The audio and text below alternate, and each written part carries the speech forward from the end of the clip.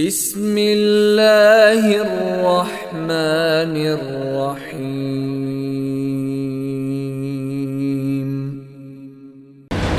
السلام عليكم ورحمة الله وبركاته. إن الحمد لله نحمده ونستعينه ونستغفره ونعوذ بالله من شرور أنفسنا ومن سيئات أعمالنا. من يهده الله فلا مضل له ومن يضلل فلا هادي له. أشهد أن لا إله إلا الله وحده لا شريك له وأشهد أن محمدا عبده ورسوله. أما بعد فقد قال الله سبحانه وتعالى يا أيها الذين آمنوا اتقوا الله حق تقاته ولا تموتن إلا وأنتم مسلمون. கண்ணியத்திற்கும் மரியாதைக்கும் உரிய எல்லாம் வல்ல அல்லாஹ்வின் அடியார்களே, புனிதம் நிறைந்த ஜும்ஆ வணக்கத்தை நிறைவேற்றுவதற்காக ஒன்று கூடியிருக்கின்ற இந்த நல்ல சந்தர்ப்பத்தில் கடனை இஸ்லாமிய மார்க்கம் எவ்வாறு இஸ்லாமிய சமூகத்திற்கு அறிமுகப்படுத்துகின்றது என்பது குறித்து ஒரு சில செய்திகளை உங்களோடு பகிர்ந்து கொள்ளலாம் என ஆசைப்படுகின்றேன். 2வது அத்தியாயம் 282வது வசனத்தில் ஒரு நீண்ட வசனத்தில் அல்லாஹ் கடன் குறித்து பேசுகின்றான். யா ஐயுஹல்லதீன ஆமனு, நம்பிக்கை கொண்டவர்களே, இதா ததாயந்தும் பிதைனின் இலா அஜலின் முசம்மா என்று அந்த வசனம் ஆரம்பிக்கும். இந்த கடனை பற்றி அந்த வசனத்தில் பேசுவதற்கு முன்னால தர்மத்தை பற்றி அல்லாஹ் பேசுவான். தர்மத்தினுடைய சிறப்புகள் குறித்து, அதை தொடர்ந்து வட்டி குறித்தும் வட்டியினுடைய விபரீதங்கள் குறித்தும் அல்லாஹ் பேசுவான். அதை தொடர்ந்து கடனை பற்றி அல்லாஹ் பேசுவான். கடனை பற்றி பேசுவதற்கு வட்டியை பற்றியும், வட்டியை பற்றி பேசுவதற்கு தர்மத்தை பற்றியும் அல்லாஹ் பக்கராவினுடைய கடைசி அந்த வசனங்களிலே பேசுகின்றதை பார்க்கலாம். சரி, இஸ்லாமிய மார்க்கம் இந்த கடனை எவ்வாறு எனக்கும் உங்களுக்கும் அறிமுகப்படுத்துது? ஆயிஷா ரதியல்லாஹு அன்ஹா அவர்கள் கூறுகின்றார்கள், நபிகள் நாயகம் ஸல்லல்லாஹு அலைஹி வஸல்லம் அவர்கள் ஒவ்வொரு தொழுகையிலையும் அத்தஹியாத்து, அதற்கப்புறம் சலவாத்து ஓதினத்துக்கு அப்புறம் அல்லாஹும்ம இன்னி அஊது பிக மின் அஸாபில் கப்ர் வ அஊது பிக மின் ஃபித்னத்தில் மஸீஹித் தஜ்ஜால், கபருடைய வேதனை, தஜ்ஜாலுடைய வேதனை, அதை கேட்டதுக்கு அப்புறம் இறுதியாக அல்லாஹும்ம இன்னி, இறைவா, அஊது பிக மினல் மஅஸமி வல் மக்ரமி, பாவத்தை விட்டும் கடனை விட்டும் நான் உன்னிடத்தில் பாதுகாப்பு தேடுகின்றேன் என்று கடன் குறித்து ரசூல் ஸல்லல்லாஹு அலைஹி வஸல்லம் அவர்கள் ஒவ்வொரு தொழுகையிலையும் அல்லாஹ்விடத்தில் பாதுகாப்பு தேடுவாங்க. அப்போ ரசூலுல்லாஹ் கிட்ட கேட்கப்படுது, யா ரசூலல்லாஹ், மா அக்ஸரு மா தஸ்தஈது மினல் மக்ரம், ஏன் நீங்கள் கடனை குறித்து அதிகமான பாவ மன்னிப்புகள் கேட்குறீங்க, அல்லாஹ்விடத்தில் பாதுகாப்பு தேடுறீங்க ஏன்னு கேட்குறாங்க. அப்போ ரசூல் ஸல்லல்லாஹு அலைஹி வஸல்லம் அவர்கள் கூறுகின்றார்கள், இன்னர் ரஜுல இதா கரிம, ஒரு மனிதன் கடன் வாங்கினால் ஹத்தஸ ஃபகதப, அவன் பேசினால் பொய் பேசுவான், வவஅத, வாக்கு கொடுத்தால் ஃபஅஹ்லஃப, மாறு செய்வான். அதனால் நான் அல்லாஹ்விடத்தில் கடன் குறித்து அதிகமாக பிரார்த்தனை செய்கின்றேன் என்று ரசூலுல்லாஹ் சொல்கின்றார்கள். இஸ்லாமிய மார்க்கம் இந்த கடனை ஆரம்பமாக எப்படி அறிமுகப்படுத்துதுன்னு சொன்னால், ஒவ்வொரு தொழுகையிலையும் கடன் குறித்து நீங்கள் அல்லாஹ்விடத்தில் பாதுகாப்பு தேட வேண்டும். காரணம், ஒரு மனிதனுடைய வாயிலிருந்து வரக்கூடிய அந்த கடன் சம்பந்தமாக பேசினால் அவன் பொய் பேசுவான், வாக்கு கொடுத்தால் அவன் மாறு செய்வான் என்று இரண்டு ஒரு மனிதனுடைய நம்பிக்கை சார்ந்த விஷயங்கள், அவனுடைய மானம் குறித்து அல்லாஹ்வுடைய தூதர் சொல்கின்றதை பார்க்கலாம். கடனை எடுத்துக்கங்களேன். கடனை நாங்கள் எப்படி கேட்போம்? தெரியாதவங்களிடத்துல போய் கடன் கேட்போமா? கேட்க மாட்டோம். ரொம்ப தெரிஞ்சவங்க அல்ல நெருக்கமானவங்களிடத்துல போய் கேட்போம். அப்போ எங்களோட அறிமுகம்தான் அவர் எங்களுக்கு கடன் தருவதற்கு முதன்மையான காரணம். ரெண்டாவது, நாங்கள் சொல்லக்கூடிய செய்தி இருக்குதே, கடனுக்கு ஒரு அவசியத்தை சொல்லுவோம். இல்லை, வீட்டில் சாப்பிட்றதுக்கு இல்லை, பிள்ளையோட படிப்புக்கு காசு இல்லை, ட்ரெஸ்ஸு வாங்குறதுக்கு காசு இல்லை என்ன ஒரு காரணத்தை சொல்லுவோம். இல்லை, அந்த காரணத்தினுடைய அவசியத்தை முன்னாடி உள்ளவர் புரிஞ்சு கொள்வார், இவ்வளவு தேவை இருக்குது அப்படின்னு. ரெண்டாவது, நான் அதை திருப்பி தருவதற்கு ஒரு காலத்தையும் கொடுப்பேன். இத்தனை நாளைக்குள்ள, இத்தனை மாதத்துக்குள்ள. எதை வச்சு அவர் நம்புறாருன்னு சொன்னா, ரொம்ப தெரிஞ்சவன், முக்கியமான ஒரு தேவை குறித்து கேட்குறாரு, அதுவும் வாக்குன்னு தர்றாரு, இத்தனை தேதி தர்றேன்னு சொல்லி நாங்கள் கொடுப்போம். சில நேரங்கள் எங்ககிட்ட இல்லாட்டி இந்த கடன் கொடுக்குறவங்க எப்படி செய்வாங்கண்டா, அவருடைய தேவையை கருத்தில் கொண்டு அவர்கிட்ட இருந்து அவர் அப்போதான் அவர் சம்பாதிச்சு வந்திருப்பார் குடும்பத்துக்கு. சரி, எங்கள் வீட்டில் இருக்குதுண்டா, நீ வச்சுக்க, ஒரு மாதம் கழிச்சு தாங்க. அப்படி இல்லாட்டி என்ன செய்வாருண்டா, அவர் சொல்வார், என்கிட்ட இல்லை, ஒரு 2 நாள் டைம் தாங்க, நான் உங்களுக்கு எப்படியாச்சும் தந்துடுறேன் அப்படின்னு சொல்லி அவருக்கு தெரிஞ்சவங்களுக்கு அடிப்பாங்க. நண்பர்களுக்கு அல்லது அவன் மகனுக்கு, இப்படி ஒருத்தருக்கு தேவை இருக்குது, நீ கொடு, நான் எடுத்து தந்துடுறேன் அப்படின்னு சொல்லி. ஏன்னா அவ்வளவுக்கு முக்கியமான ஒரு விஷயத்துக்கு அவர் கடன் கேட்குறார். இப்போ இந்த சந்தர்ப்பத்தில் ஒருத்தன் அந்த கடனை குறிப்பிட்ட நேரத்தில் கொடுக்கலன்னு சொன்னான், வேண்டுமென்றே பின் போடுகின்றார் என்றால், வேண்டுமென்றே நாளைக்கு நாளை மறுநாள் தரேன்னு சொல்லி பொய் சொல்லுவாராக இருந்தால், ஒரு மனிதனுடைய மானம் எந்த அளவுக்கு புனிதமானது என்று சொன்ன மார்க்கத்தில் இருந்துக்கிட்டு அவனுடைய மொத்த மானமும் இழக்கப்படுகின்றதை பார்க்கலாம். அந்த கடனிலே பேசுறது பொய், கொடுத்த வாக்க மீறாரு, கடன் கொடுத்தவர் திண்டாடி கொண்டிருக்கின்ற ஒரு சூழ்நிலை இன்றைக்கு சமூகத்தில் இருக்கிறத பார்க்கலாம். அவ முதலாவதாகவே இஸ்லாம் கடனை அறிமுகப்படுத்துது. நீ போய் பேசினா பொய் பேச வேண்டி வரும், வாக்கு கொடுத்தா மாறு செய்ய வேண்டி வரும். எனவே கடன் பக்கம் போயிடாத, அல்லாஹ்விடத்துல பாதுகாப்பு தேடு என்று இஸ்லாம் எனக்கும் உங்களுக்கும் கடனை அறிமுகப்படுத்துது. இரண்டாவதாக இஸ்லாம் எப்படி எனக்கும் உங்களுக்கும் கடன் அறிமுகப்படுத்துது? ரசூல் ஸல்லல்லாஹு அலைஹி வஸல்லம் அவர்கள் கூறுகின்றார்கள், மன் அஹத அம்பாலன் நாசி யுரீது அதாஹா, திருப்பி கொடுக்க வேண்டும் என்ற எண்ணத்தில் யாரு கடனை வாங்குகின்றார்களோ, அப்தல்லாஹு அன்ஹு, அந்த கடனை திருப்பி கொடுப்பதற்கு அல்லாஹ் அவனுக்கு உதவி செய்வான். வமன் அஹத யுரீது இத்லாஃபஹா, திருப்பி கொடுக்க கூடாது அல்லது கொஞ்சம் லேட் ஆக்கலாம் என்ற எண்ணத்தில் யாரு கடன் வாங்குகின்றார்களோ, அத்லஃபஹுல்லாஹ், அல்லாஹ்வும் அவனுக்கு அந்த கடனை கொடுக்க முடியாத விதத்தில் அந்த சூழ்நிலைகளை ஏற்படுத்துவான் என்று நபிகள் நாயகம் ஸல்லல்லாஹு அலைஹி வஸல்லம் அவர்கள் சொல்கின்றதை பார்க்கலாம். அப்போ இஸ்லாம் என்ன கடன் குறித்து எனக்கும் உங்களுக்கும் வழிகாட்டுகின்றது என்றால், திருப்பி கொடுக்க வேண்டும் என்ற எண்ணத்தில் அந்த கடனை நானும் நீங்களும் வாங்கணும். வாங்கும் போதே கொடுக்கக்கூடாது என்ற எண்ணத்தில் நாங்கள் ஒரு நாளுமே வாங்கக்கூடாது. திருப்பி கொடுக்க வேண்டும் என்ற எண்ணத்தில் வாங்க வேண்டும். ரசூலுல்லாஹோட மனைவி மைமூனா ரலியல்லாஹு அன்ஹா அவங்க கடன் கேட்குறாங்க ஒரு இடத்துல போய், அவங்களுக்கு தேவைக்கு.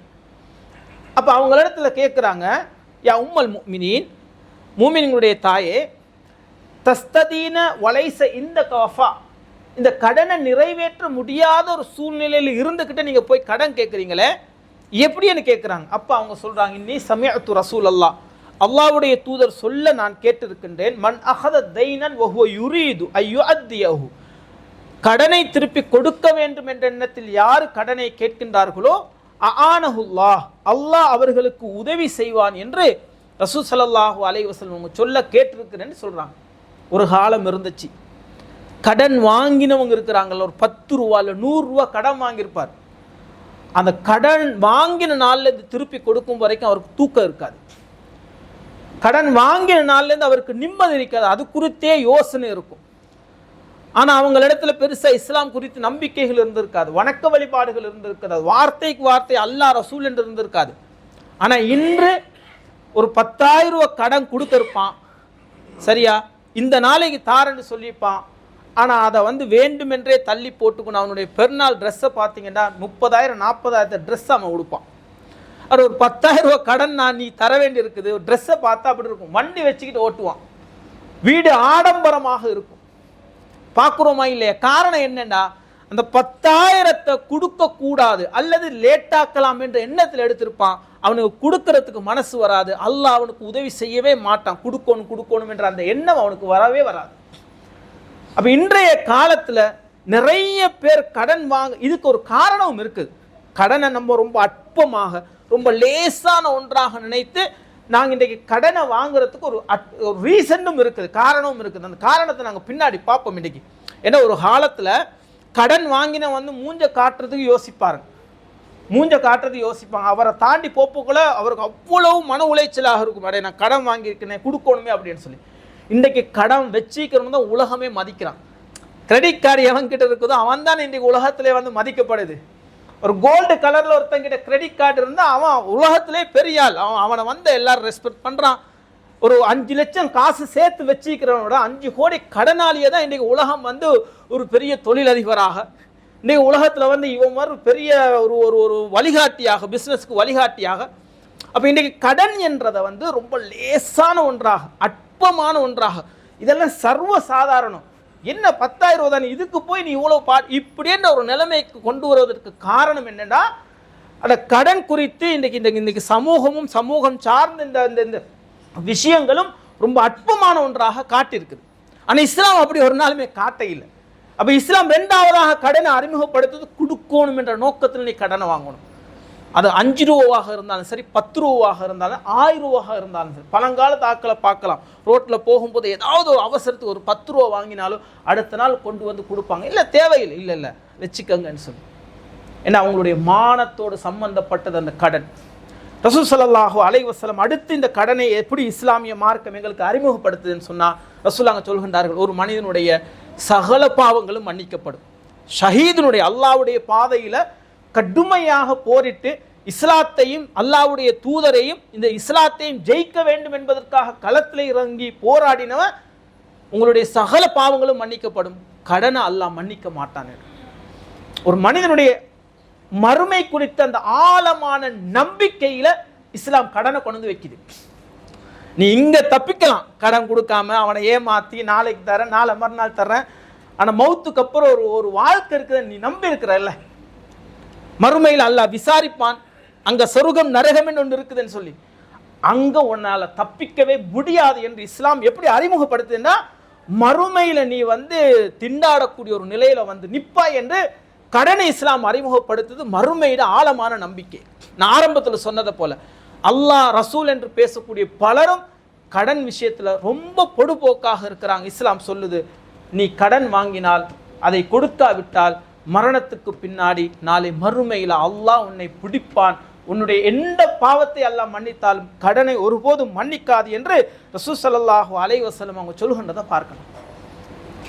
அப்ப என்னிடத்துல உங்களிடத்துல மறுமை குறித்த ஆழமான ஒரு நம்பிக்கை இருந்தால், நிச்சயம் 1 ரூபா கடன் வாங்கியிருந்தாலும் 5 ரூபா கடன் வாங்கியிருந்தாலும் அது அற்பமான காசு என்று ஒருபோதுமே நானும் நீங்களும் நினைக்க மாட்டோம்.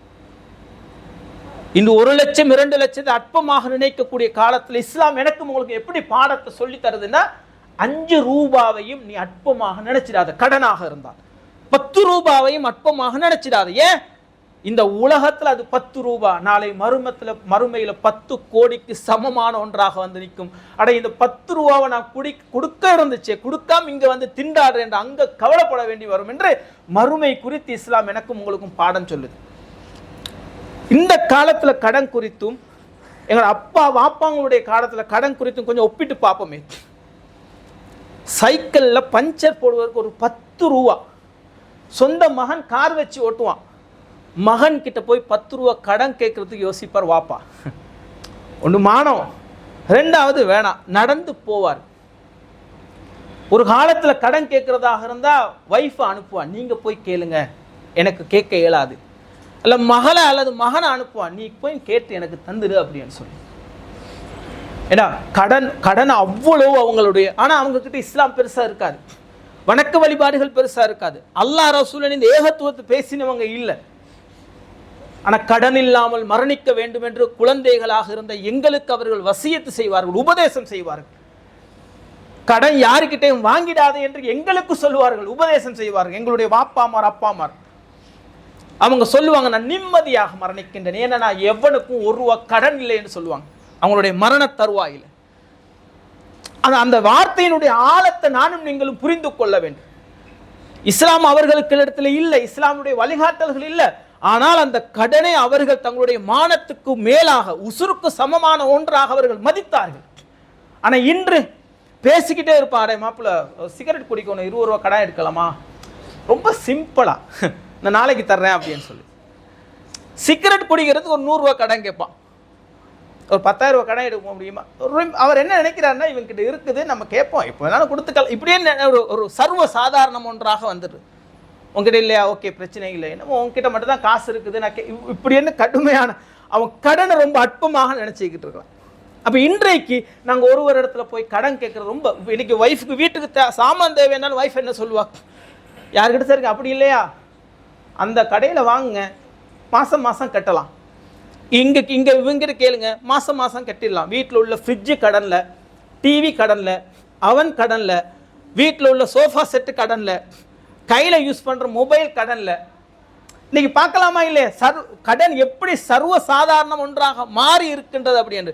வீடே கடனில் இருக்கும், வீடே கடன், கார் கடனில் இருக்கும். அப்போ என்னன்னு சொன்னால் இன்றைக்கு உலகத்தில் கடனை கேட்குறத ரொம்ப அற்பமான ஒன்றாக மாற்றிருக்கிறாங்க. அதுக்கு நாங்களும் அதற்கு தோதுவாக மாறிவிட்டோம். அதனால் எங்களிடத்துலையும் 5 ரூபாய் 10 ரூபாய் இல்லை, 5 லட்சம் 10 லட்சமே ரொம்ப அற்பமான ஒன்றாக மாறி இருக்குது. அப்போ பழங்காலத்தில் கடன் கேட்டதுக்கும் இன்றைய காலத்தில் கடன் எவ்வாறு மாறி இருக்கின்றது என்பதை நானும் நீங்களும் புரிந்து கொள்ள வேண்டும். எனவே இஸ்லாம் எனக்கும் உங்களுக்கும் அறிமுகப்படுத்துது உன்னுடைய மறுமையோட சம்பந்தப்பட்ட ஒன்று. எனவே கடனை கேட்டுடாத, அப்படி கேட்டாலும் கொடுங்க என்று சொல்லி இஸ்லாம் எனக்கும் உங்களுக்கும் வழிகாட்டுது. ஒரு அருமையான செய்தி. அல்லாஹ்வுடைய தூதர் ரசூலுல்லாஹ் கிட்ட ஒருத்தர் வர்றார், யார சொல்லலாம், நான் உங்களுக்கு ஒரு ஒட்டகத்தை கடனை நீங்கள் என்கிட்ட எடுத்திருந்தீங்களே, அது ஏன் இன்னுமே தர இல்லைன்னு சொல்லி கேட்குறாங்க. கடுமையான ஒரு வார்த்தையை கடுமையான வார்த்தை பிரயோகத்தில் கேட்குறாங்க. அப்போ சூழ இருந்த சஹாபாக்களுக்கு கோபம் வருது. கோபம் அவரை திட்ட போகிறாரு. அப்போ ரசூலுல்லாஹ் சொல்கின்றார்கள், தாஹு, அவரை விட்டுடுங்க, ஃபஇன்ன லிசாஹிபி, அந்த கடன் கேட்டவர்களுக்கு உரிமை இருக்குது, அவங்களுக்கு என்ன வேணால் எனக்கு பேசுகிறதுக்கு அப்படின்னு ரசூலுல்லாஹ் சஹாபாக்களுக்கு சொல்லிடுறாரு. ஏன்னா நான் அவருக்கு கொடுக்க வேண்டிய ஒரு கட்டாயத்தில் இருக்கிறேன், அவர் அதை கொடுக்கலன்னு சொன்னால் அவருக்கு அதை கடுமையாக நடந்து கொள்றதுக்கு அந்த உரிமை, ரைட்ஸ் இருக்குது. ரசூலுல்லாஹ் சொல்கின்றார்கள், அவருக்கு ஒரு நல்ல ஒட்டகம் தானே எடுத்தேன், இன்னொரு ஒட்டகத்தை வாங்கி கொடுங்க. அப்புறம் சஹாபாக்கள் சொன்ன, யாரும் சொல்லலாம், அந்த வயதுக்குண்டான ஒட்டகம் இல்லை, அதை விட ஒரு 2 வருஷம் 3 வருஷம் மூத்த ஒரு ஒட்டகம் தான் இருக்குது, என்ன செய்ய? அப்புறம் ரசூலுல்லாஹ் சொல்கிறாங்க, அதை வாங்கி கொடுங்க, ஃபஅதூஹு, அதை அவருக்கு கொடுங்கள், ஃபஇன்ன ஹைரக்கும், உங்களில் சிறந்தவர் யார் என்று சொன்னால் அஹ்ஸனுக்கும் கதாஆ, கடனை திருப்பி கொடுப்பவர்கள் தான் மிகச்சிறந்தவர்கள் என்று, நல்ல பண்புள்ளவர்கள் ரசூலுல்லாஹ் சொல்கிறாங்க. இந்த ஹதீஸில் ஒரு முக்கியமான செய்தியை நானும் நீங்களும் பார்க்கணும். ரசூலுல்லாஹ்ங்களுக்கு ஒரு தேவை என்ற சஹாபாக்கள் கிட்ட கேட்டால், கடன் கேட்டால் எல்லா சஹாபாக்களும் போட்டு கொண்டு லட்சக்கணக்கில் கோடிக்கணக்கில் கொடுக்குறதுக்கு வரிசையில் நிற்பாங்களா இல்லையா? ஆனால் ரசூலுல்லாஹ் யாருமே தெரிஞ்சவங்க இடத்துல கடன் கேட்க இல்லை. அபூபக்கர் கிட்டேயோ, உமர் கிட்டேயோ, உஸ்மான் கிட்டேயோ, அலி கிட்டேயோ, உஸ்மான் ரலியல்லாஹு அன்ஹு கிட்ட இல்லாத காசா, தல்ஹா ரலியல்லாஹு அன்ஹு கிட்ட இல்லாத காசா, யுத்தம் என்று வந்தால் கோடிக்கணக்கான தங்கங்களை கொண்டு கொடுத்தவங்க. தெரிந்தவங்க இடத்துல ரசூலுல்லாஹ் கேட்க இல்லை, தெரியாத யூதர் இடத்துல தான் போய் கேட்டாங்க. ஏன்? திருப்பி தேவைன்னாலும் அவன் கேட்பான், கடுமையாகவும் கேட்பான். 2வது, ரசூலுல்லாஹ் சஹாபாக்கள்கிட்ட கேட்டால் மனசில் வச்சுக்கிட்டு சில நேரங்களில் பின்னாடி பேசுகிறதுக்கும் வாய்ப்பு இருக்குது. தூதர் என்று சொல்கிறாங்க, அல்லாஹ் பாதுகாக்க வேண்டும், ஆனால் சொன்ன டைமுக்கு கடன் தரலையேன்னு அப்படின்னு சொல்லி. எப்போ இன்றைக்கி நாங்களும் சொல்ல, கடன் உறவை முறிக்கும், நட்பை முறிக்கும், அப்படி தானே? கடையில் முன்னாடியே போர்டை போட்டிருப்பான், கடன் உறவை முறிக்கும், கடன் வாங்கி கடனை கேட்காதீங்க அப்படின்னு சொல்லி.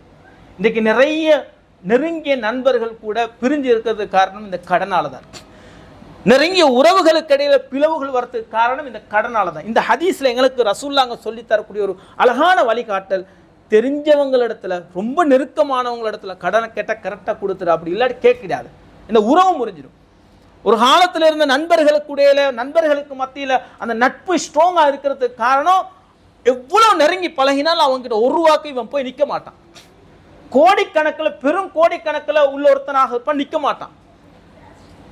அந்த நட்பு அவ்வளோ தொடரும். இன்றைக்கு சின்ன வயசுல நட்பாளர் பிரிஞ்சு வையன், ஒன்னா பிஸ்னஸ் பண்ணியிருப்பான், கடன் கேட்டிருப்பான், கொடுக்காம இருந்திருப்பான், சண்டை வந்திருக்கும். முதல் செய்தி இந்த ஹதீஸில் நானும் நீங்களும் படிக்க வேண்டிய இன்னொரு முதல் விஷயம். ரெண்டாவது, இந்த கடனை திருப்பி கேட்கும் போது சில நேரங்கள் அந்த டைமுக்கு கொடுக்கலன்னு சொன்னால் கடுமையான வார்த்தைகளால் சில நேரம் கேட்போம். அவன் கடன் வாங்கினவன் ஆரம்பத்தில் ஒரு அப்பாய் முகத்தோற்றத்தை வச்சுக்கிட்டு இருந்த தாடான்னு கேட்டவன், இப்படி பேசுகிற, எப்படி எடுத்துறேன்னு பார்த்துருவோமே நீ என்கிட்ட கடனை, அப்படி தானே, திருப்பி எப்படி எடுத்துருவோம் பார்ப்போமே, உனக்கு இப்படி தான் பேசுவியா என் கூட, பார்ப்போமே என்கிட்ட நீ தந்த அந்த 1 லட்சத்தை 2 லட்சத்தை எப்படி எடுத்துருவேன் பார்ப்போம். அவன் வந்து 2 வார்த்தை பேசினா இவன் 3 வார்த்தை பேசுறது, 4 வார்த்தை பேசுறது, பேசி நான் தரமாட்டேன் என்ன செய்யணும்னு பார்ப்போமே, நடக்குதா இல்லையா? அப்புறம் ரசூலுல்லாஹ் என்ன சொல்றாங்கன்னா, அவனுக்கு பேசுறதுக்கு ரைட்ஸ் இருக்குது. நீ வாக்கு கொடுத்த, நான் ஆரம்பத்தில் சொன்னல, கடனை எதை வச்சு தர்றான்டா, என்னுடைய அறிமுகத்தை வச்சு தர்றான், என்னுடைய நம்பிக்கையை வச்சு தர்றான், என்னுடைய நெருக்கத்தை வச்சு தர்றான், நான் கொடுக்குற வாக்கை வச்சு தர்றான், அதே நேரத்தில் என்னுடைய தேவையின் அவசியத்தை வச்சு தர்றான்.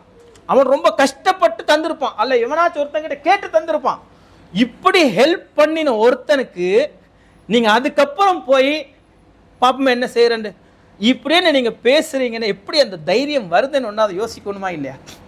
அதை கடன் கொடுத்தா என்ன பார்ப்போம், அடே என்னடா நான் பேச வேணும், அவன் என்னை விட அதிகமாக பேசுகிறான், கம்பை தூக்குறான், கத்தி எடுக்கிறான், அப்படி இன்னைக்கு நடக்குதா இல்லையா உலகத்தில்? அப்போ ரசூலுல்லாஹ் எங்களுக்கு வழிகாட்டுறாங்க, ஃபஇன்ன லிசாஹிபிஹில் ஹக், சம்பந்தப்பட்டவனுக்கு அந்த ரைட்ஸ் இருக்குது, அவனை பேச விடுங்க. ஏன்னா நீ மொத்தம் உன்னுடைய நம்பிக்கையை வச்சு அந்த கடன் எடுத்து அவன் திருப்பி கொடுக்கும் போது அதை கொடுக்க இல்லைல்ல, அப்போ அவனுக்கு அந்த பேசுறதுக்கு ரைட்ஸ் இருக்குது.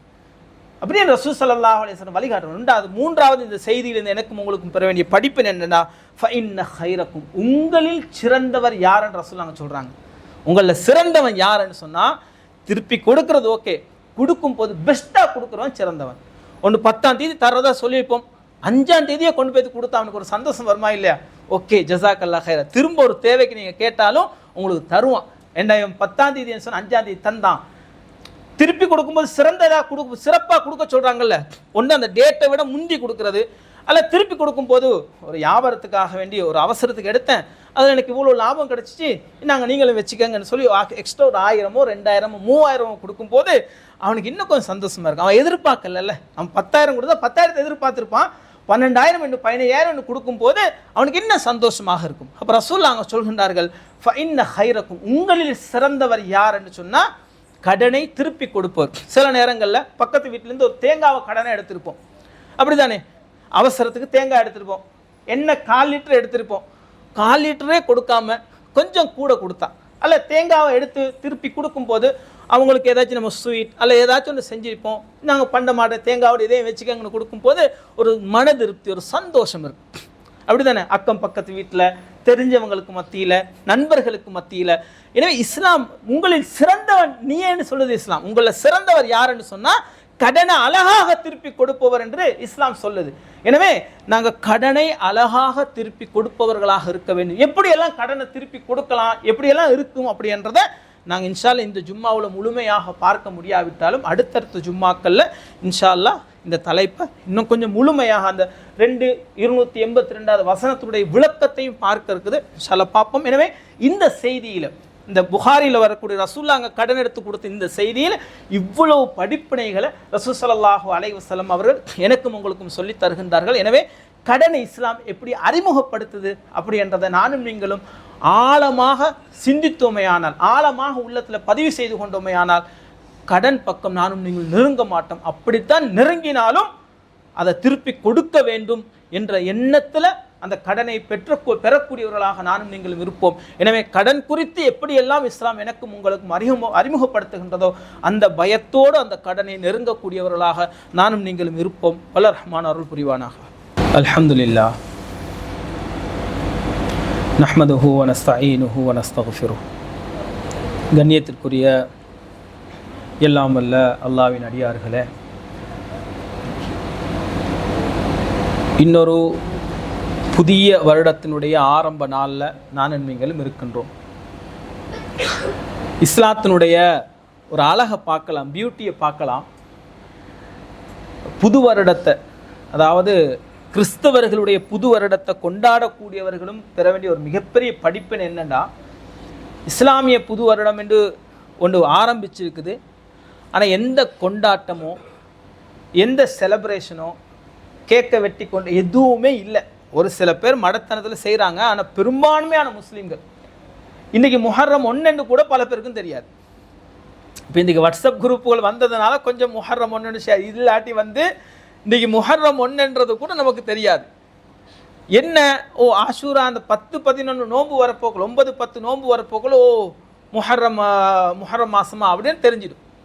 அப்போ இஸ்லாத்தினுடைய ஒரு பியூட்டியை அழகை பாருங்கள். ஒரு புது வருடம் வருது, அதை இஸ்லாம் கொண்டாட சொல்லி எனக்கும் உங்களுக்கும் சொல்லல, நாங்கள் அதை கடந்து போய்கிட்டே இருக்கிறோம். ஆனால் ஒரு புது வருடம் கிறிஸ்துவ புது வருடம் வரும்போது உலகமே மாற்று மதத்தில் உள்ளவங்க மாற்று கொள்கையில் இருக்கிறவங்க கொண்டாடுறாங்க. முஸ்லீம்கள் நாங்களும் என்ன செய்கிறோம்னு சொன்னால் எங்களில் பலரும் அதை ஒரு கொண்டாடக்கூடிய நாளாக என்ன செய்கிறோம், வெடி வைக்கிறோம், கேக்கு வெட்டுறோம். அன்றைக்கு என்ன செய்கிறோம், எல்லாருக்கும் டீ ஊற்றி ஏதாவது ஒரு செலிப்ரேஷன் பண்ணுறதுக்கு நாங்களும் தயாராகிறோம். அப்போ எங்களுக்குள்ளே பார்க்கலாம் எவ்வளோ பெரிய ஒரு மடத்தனத்தை நாங்கள் செய்கிறோம் அப்படின்னு. எங்களுக்கு பொருத்தமான எங்களுக்குண்டான ஒரு வருடத்தை நாங்கள் இலேசாக கடந்து போகிறோம். ஆனால் மாற்று கொள்கையில் உள்ள ஒருத்தனுடைய அந்த புது வருடத்தை கொண்டாடக்கூடிய ஒரு சமூகமாக இருக்கிறது அப்படின்றது ஒரு அறியாமை மடத்தனம் என்பது இதிலிருந்தே விளங்குதா இல்லையா? ஒரு மடத்தனத்தில் நாங்கள் இருக்கிறோம், மூடத்தில் இருக்கிறோம் அப்படின்னு சொல்லி. ஏன்னா அல்லாஹ் பாதுகாக்க வேண்டும். எனவே புது வருடத்தை நாங்கள் அடைஞ்சிருக்கிறோம், ஆனால் எந்த செலிப்ரேஷன் எதுவுமே இல்லை. இப்போ இந்த வாட்ஸ்அப் வந்ததுனால கொஞ்சம் முஹர்ரம் வாழ்த்துக்கள் இப்படி எல்லாம் போகுது. மற்றபடி இது இப்படி ஒரு நாள் வந்ததே எங்களுக்கு தெரியாது. அடுத்து இந்த மாதத்தில் பல சிறப்புகளை கொண்டு ஒரு மாதம். அதில் முக்கியமாக நோன்பு, பிறை 9 ஆஷூரா தாசுஆ, பிறை 9 பிறை 10 நோன்புகள். எனவே அந்த நோன்பு வரக்கூடிய சனிக்கிழமையும் ஞாயிற்றுக்கிழமையும், சனிக்கிழமை காலையில் நாங்கள் நோன்பாக இருக்கணும், ஞாயிற்றுக்கிழமை காலையில் நாங்கள் நோன்பாக இருக்கணும். அப்போ சனிக்கிழமை காலையில் நாங்கள் நோன்பாக இருக்கிறதா வெள்ளி நைட்டு நாங்கள் சஹர் செய்யணும். அப்போ ஆஷூரா தாசுவா பிறை 9 பிறை 10 2 நோன்புகள் இருக்குது. அந்த நோன்புகளை நோக்கக்கூடியவங்களாக இருக்க வேண்டும்.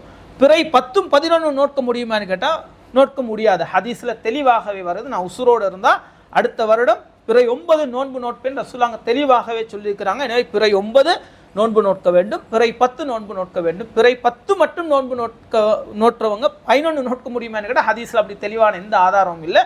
எனவே பிறை 9 பிறை 10 அடுத்த வரக்கூடிய சனியும் ஞாயிறு நோன்பு நோக்கக்கூடிய நாள்.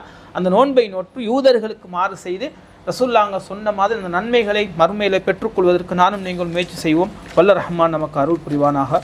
வ ஆஹிரு தஅவானா அனில் ஹம்துலில்லாஹி ரப்பில் ஆலமீன். அஸ்ஸலாமு அலைக்கும்.